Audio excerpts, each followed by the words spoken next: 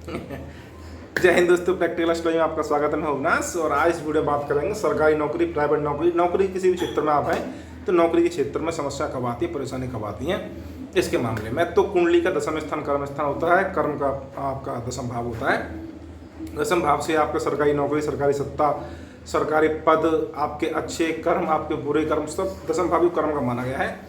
लेकिन उसी प्रकार से दशम से नवम स्थान यानी कुंडली का छठा भाव जो होता है वो सबसे महत्वपूर्ण होता है हमारी नौकरी के मामले में, जिसको हम आजीविका बोलते हैं। तो आप यदि आप नौकरी के क्षेत्र में हैं तो आप देखेंगे कि प्रत्येक व्यक्ति जो नौकरी करते हैं उनके जीवन में कुछ ना कुछ समस्या हमेशा आती हैं। छोटी समस्या, बड़ी समस्या वो आती रहती हैं। तो उसके कुछ कारण होते हैं। अगर समस्याएं अस्थायी हैं तो वो गोचर के अनुसार हो सकती हैं, और समस्याएं यदि गंभीर हैं और लंबे समय तक समस्याएं चल रही हैं तो कुंडली में बनने वाले योग ही उसके लिए जिम्मेदार होते हैं। ये बात आपको समझनी चाहिए। तो कुंडली का जो छठा भाव होता है वो आपकी सेवा भाव होता है, क्योंकि दशम स्थान से नवम स्थान यानी छठा भाव आपका बनता है, वो आपका सेवा भाव होता है। उसी से आप देखते हैं कि भाई नौकरी में हमारी कितनी उन्नति होगी या कितनी अवनति होगी, प्रमोशन या डिमोशन, नौकरी में सेवा विस्तार होगा अथवा समय से पहले ही हम रिटायर हो जाएंगे, नौकरी में निलंबन, निष्कासन, ये सब चीज़ें जो भी हैं आपकी वो छठे भाव से दी जाती हैं। बहुत बार ऐसा होता है कि गलत स्थान पर आपके ट्रांसफर हो जाते हैं, या अधीनस्थ कर्मचारी होते हैं या उच्चस्थ आपके अधिकारी होते हैं, इनसे आपकी बनती नहीं है, और इस मामले में फिर आपकी नौकरी में समस्या खड़ी हो जाती है। भाई नौकरी में समस्या कब खड़ी होंगी, उसका मुख्य कारण यही होता है कि या तो आपके अधीनस्थ जो कर्मचारी हैं उनसे आपकी बिगड़ जाए, वो आपके विरुद्ध हो जाए, या आपके जो आपके उच्च अधिकारी हैं वो आपसे नाराजगी व्यक्त करें, आपके विरुद्ध हो जाए। तो मुख्य रूप से यही आपकी नौकरी में समस्या आती हैं। और कभी कभी जो पब्लिक सेक्टर की नौकरियां होती हैं जनता से जुड़ी हुई, वहाँ पे आपके शिकायती पत्रों के आधार पर समस्या खड़ी हो जाती हैं। तो कुंडली में क्या योग होते हैं और आपके गोचर में क्या योग होते हैं। गोचर के ग्रहों का जो प्रभाव है उसके बारे में अलग बात करेंगे, वो ज़्यादा नुकसान नहीं करते हैं, और जो कुंडली के जो स्थायी योग होते हैं वो नुकसान ज़्यादा करते हैं। कुंडली का पहला भाव लगन यानी कि मैं, लग्नेश, और कुंडली का दशम स्थान का स्वामी, और इसके साथ साथ कुंडली का नवम स्थान का स्वामी, इन तीनों में से पहले भाव का स्वामी, दशम भाव का स्वामी अथवा नवम भाव का स्वामी, इन तीनों में से किसी भी भाव का स्वामी, मैं बड़ी शॉर्ट में बता रहा हूँ, संक्षेप में बता रहा हूँ, क्योंकि अब विस्तार में बताएंगे तो बहुत समय लगता है, इसलिए बिल्कुल संक्षेप में टू द पॉइंट हम बात करेंगे। पहले भाव का स्वामी, दशम भाव का स्वामी अथवा नवम भाव का स्वामी यदि आपके कुंडली के छठे भाव में बैठ जाए, वहाँ पे आपके अस्त हो जाए, नीच हो जाए, पापाक्रांत हो जाए, पापी ग्रहों के प्रभाव में आ जाए, तो वहाँ पे जब उसकी दशाएं चलेंगी तो आपकी नौकरी में समस्या खड़ी होगी। इसके साथ कुंडली के छठा भाव का स्वामी यदि आपके पहले भाव में बैठे, दशम स्थान में बैठे, या फिर आपके नवम भाव में बैठे और फिर वो नीच हो जाए, अस्त हो जाए, वक्री हो जाए, पाप ग्रहों के प्रभाव में आ जाए, पापाक्रांत हो जाए, नवांश में पीड़ित हो जाए, इस प्रकार से आप देखेंगे तो जब उसकी दशाएं चलेंगी तो वो परेशानी खड़ी करेगा। इसके साथ कुंडली का छठा भाव स्वामी कहीं भी बैठ जाए और वो यदि आपका पीड़ित है, अस्त है, नीच है, वक्री है, इस प्रकार से पापाक्रांत है, पाप ग्रहों के प्रभाव में। पापाक्रांत का मतलब आप समझिए, जो राहु केतु होते हैं वो पापाक्रांत करते हैं। जो राहु केतु की युति अथवा दृष्टि के कारण, अथवा कुंडली के अष्टम भाव अथवा 12 भाव में जब किसी ग्रह की आपकी मूल त्रिकोण राशि होती है तो वो ग्रह आपका पापी प्रभाव में उसको पीड़ित करता है, जिसकी हम बात करें छठे भाव के स्वामी की। तो कुंडली का पहला भाव, दशम स्थान, नवम भाव, इन भाव का स्वामी छठे भाव में बैठ जाए और पीड़ित हो जाए, पाप प्रभाव में आ जाए, आप समझ रहे होंगे मैं क्या कहना चाह रहा हूँ। और फिर उसकी जब दशा चलेगी तो वो ग्रह आपको जीवन में समस्या देगा। नौकरी के जो मामले हैं उस मामले में समस्या देगा। जितना ज़्यादा पीड़ित होगा, जितनी ज़्यादा आपकी दशाएं खराब चलेंगी, उस हिसाब से उसी अनुपात में वो नेगेटिव रिजल्ट आपको देगा।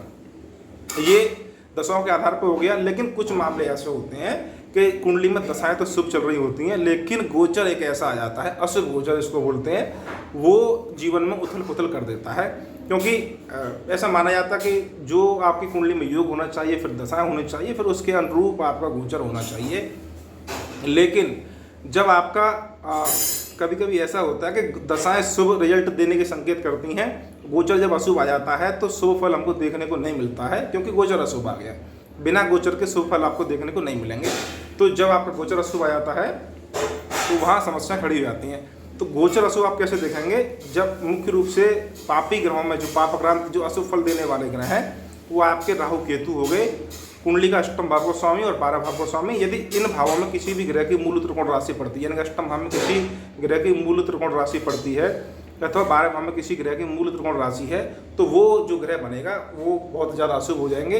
विशेषकर जब शनि और मंगल जैसे ग्रह जब आपके बनते हैं छठे शनि मंगल की जब आपकी मूल त्रिकोण राशि अष्टम भाव में अथवा 12 भाव में पड़ेगी तो वो बहुत ज़्यादा नेगेटिव फल देने में सक्षम होते हैं। तो राहु केतु अथवा अष्टम भाव का स्वामी कोई पापी ग्रह बने जिसके मूल त्रिकोण या अष्टम में हो या 12 भाव का स्वामी, जब ये गोचर में आपके दसम स्थान अथवा छठे भाव से गोचर करेंगे तो फिर आपके जीवन में परेशानी खड़ी करेंगे नौकरी के मामले में।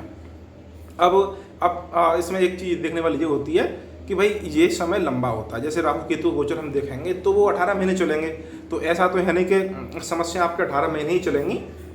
ये आपके शनि का एवरेज 2.5 साल गोचर करेंगे तो ऐसा भी नहीं है कि शनि लगातार 2.5 साल ही समस्या देंगे।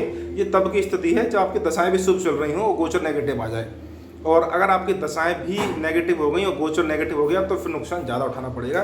तो अब मान के चलिए कि राहु केतु का अशुभ गोचर चल रहा है, या तो राहु अथवा केतु दशम स्थान से गोचर कर रहे हैं अथवा छठे भाव से गोचर कर रहे हैं, तो वहाँ अशुभ फल देंगे। अब इसका समय कैसे निकालेंगे? अब इसका देखेंगे समय कि आपकी लगन कितने अंशों की है। उदाहरण के लिए आपकी लगन 10 अंशों की उदय हो रही है। आपकी लगन मान के चलिए वृष लगन ही हम मान के चलते हैं, वृष लगन है आपकी, तो 10 अंशों की आपकी उदय हो रही है। तो जब कभी आपके राहु अथवा केतु दसम भाव में अथवा छठे भाव में जब 10 अंशों के करीब गोचर करेंगे, यानी कि 12 अंश से लेकर 8 अंश तक जब गोचर करेंगे, इस बीच में वहाँ पे उस भाव को जो उस भाव के फलों को पूरा निकालेंगे। उस भाव को बोलेंगे हम, उस जो डिग्री जो है उसको बोलेंगे मोस्ट इफेक्टिव पॉइंट, जो बहुत ज़्यादा प्रभावी भाव हो गया, मध्य बिंदु हो गया भाव का। वहाँ पे जब गोचर करेंगे पापी ग्रह, तब वहाँ पे इस घटना होने का समय निकलेगा एग्जैक्टली। इसी प्रकार से ये भी देख सकते हैं कि दसम स्थान मान के चलिए कोई आपके मंगल बैठे हुए हैं दसम स्थान में, और मंगल आपके 20 डिग्री के हैं दसम स्थान में, और वहाँ पे आपके शनि का गोचर हो रहा है, और वो जब शनि फिर उस जगह पे आपके 20 डिग्री के आसपास जब गोचर करेंगे तब वहाँ पे दसम भाव का पूरा अशुभ फल देखने को आपको मिलेगा। क्योंकि मंगल यदि आपका पापी भाव का स्वामी बन गया अष्टम भाव का या 12 भाव का, तो शनि वहाँ पे ऐसे नेगेटिव रिजल्ट देंगे। तो जो अंशों की जो आपकी थ्योरी बताई वो इतनी है कि जब आपका जितने अंशों की लगन हो उतने ही अंशों पे जब आपके राहु केतु अथवा अष्टम भाव या 12 भाव का स्वामी जब छठे भाव से या दसम स्थान से उसके आसपास उन अंशों के आसपास जब गोचर करेंगे तो वहाँ पर नेगेटिव रिजल्ट देखने को मिलेंगे। और इसके साथ स्थायी योगों में हम और बात करें तो कुंडली का जो आपका छठा भाव होता है, उस कुंडली के छठे भाव में यदि आपके मेष राशि, वृष राशि, वृश्चिक राशि या कुंभ राशि जब क्रूर राशि जब होती हैं, उसमें फिर आपके क्रूर ग्रह मंगल, शनि, राहु, केतु, सूर्य जब ये आपके बैठ जाते हैं और इनकी युति भी बहुत क्लोज डिग्री में होती है, तो फिर वो स्थायी रूप से नेगेटिव रिजल्ट देते हैं। तो इस वीडियो में अब संक्षेप में बताने का प्रयास किया गया है कि अगर आपकी जन्म कुंडली में ही आपका छठा भाव पीड़ित चल रहा हो अथवा लग्नेश, दशमेश, नवम भाव का स्वामी छठे भाव में पीड़ित हो गया हो, फिर उनकी दशाएं चलेंगी तो वहाँ पे हानि ज़्यादा उठानी पड़ेगी उन ग्रहों की दशाओं में। और इसके अतिरिक्त जब आपकी कुंडली में कोई भी अशुभ फल नहीं बना हुआ है तो फिर गोचर के अनुसार भी आपका जब छठे भाव में पापी ग्रह गोचर होगा तो वहाँ पे आपको अशुभ फल देखने को मिलेगा नौकरी के मामले में। तो ये संक्षेप में जो है आपको कुंडली की जानकारी दी गई है। उम्मीद है कि वीडियो आपको अच्छी लगी हो। वीडियो को आप लाइक करिए, शेयर करिए। धन्यवाद।